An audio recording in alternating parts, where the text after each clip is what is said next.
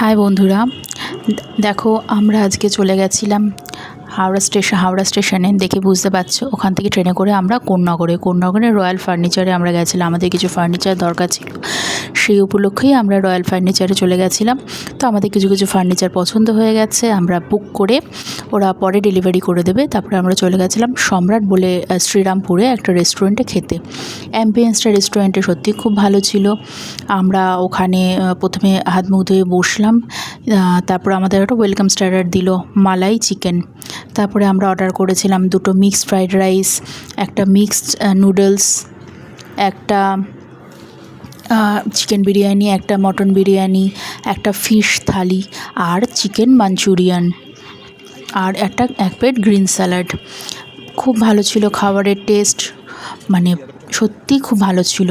আর খাওয়া দাওয়ার কোয়ান্টিটিটাও একদম ঠিকঠাক ছিল। তারপরে খেয়ে দিয়ে আমরা ওখান থেকে একটু শ্রীরামপুরে ঘোরাঘুরি করে লঞ্চে করে চলে গেছিলাম, অটো করে চলে গেছিলাম শ্রীরামপুর ঘাট। ওখান থেকে লঞ্চে করে ব্যারাকপুর ঘাট, তারপর ব্যারাকপুর ঘাট থেকে আমরা ট্রেনে করে বাড়ি চলে এসেছিলাম। আর পথে আর হাওড়ার পথ ধরিনি, কারণ সে সময় প্রচণ্ড জ্যাম থাকে রাস্তায়, তোমরা সবাই জানো।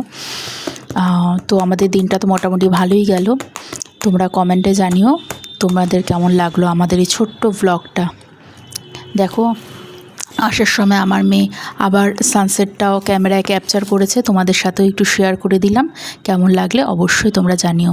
চলো আজ